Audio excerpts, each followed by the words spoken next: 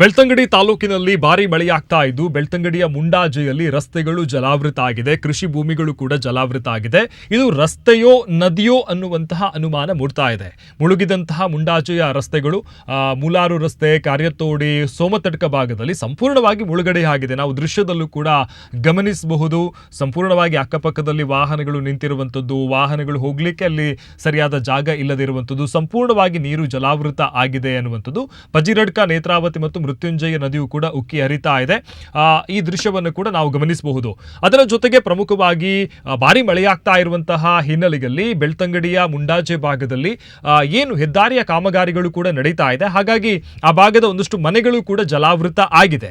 ಪ್ರಮುಖವಾಗಿ ಆ ಮನೆಯ ಪರಿಸರಗಳನ್ನು ಗಮನಿಸಿದಾಗ ಆ ಕೃಷಿ ತೋಟಗಳಲ್ಲಿ ಕೂಡ ಸಂಪೂರ್ಣವಾಗಿ ನೀರು ಜಲಾವೃತ ಆಗಿರುವಂಥದ್ದು ಮತ್ತು ಪ್ರಮುಖವಾಗಿ ಒಂದಷ್ಟು ರಸ್ತೆಗಳಲ್ಲೂ ಕೂಡ ಇದೇ ರೀತಿಯಾದಂತಹ ಪರಿಸ್ಥಿತಿ ಇರುವಂಥದ್ದು. ಒಟ್ಟಾರೆಯಾಗಿ ಬೆಳ್ತಂಗಡಿ ಭಾಗದಲ್ಲಿ ಮಳೆಯಾಗ್ತಾ ಇದೆ.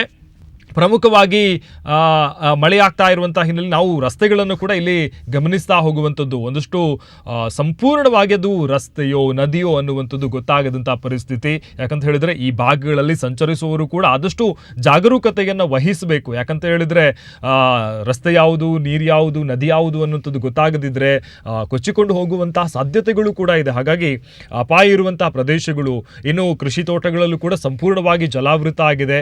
ಆ ಭಾಗದಲ್ಲಿ ಹೆದ್ದಾರಿ ಕಾಮಗಾರಿಗಳು ನಡೀತಾ ಇರುವಂತಹ ಕಾರಣಗಳಿಗೋಸ್ಕರ ಅಲ್ಲಿ ಸರಿಯಾದ ಚರಂಡಿ ವ್ಯವಸ್ಥೆ ಆಗದೆ ಈ ನೀರುಗಳೆಲ್ಲವೂ ಕೂಡ ಈ ಭಾಗದಲ್ಲಿ ಬಂದಿದೆ. ಈ ಮನೆ ಇರುವಂತಹ ಭಾಗದಲ್ಲಿ ಹರಿತಾ ಇದೆ.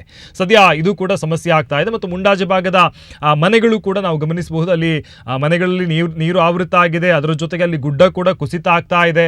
ಒಂದು ಕಡೆಗೆ ಗುಡ್ಡ ಕುಸಿತ ಆಗ್ತಾ ಇರುವಂಥದ್ದು, ಇನ್ನೊಂದು ಕಡೆಗೆ ಆವರಣದಲ್ಲಿ ನೀರು ನಿಂತಿರುವಂಥದ್ದು. ಒಟ್ಟಾರೆಯಾಗಿ ಭಾರಿ ಮಳೆಗೆ ಜನಸಾಮಾನ್ಯರು ಸಮಸ್ಯೆಯನ್ನು ಅನುಭವಿಸುವಂತಾಗಿದೆ ಬೆಳ್ತಂಗಡಿ ಭಾಗದಲ್ಲಿ. ಇನ್ನು ಬಂಟ್ವಾಳದ ನೇತ್ರಾವತಿ ನದಿಯಲ್ಲೂ ಕೂಡ ನಾವು ಗಮನಿಸಬಹುದು ನೀರಿನ ಮಟ್ಟ ಏರಿಕೆಯಾಗಿದೆ.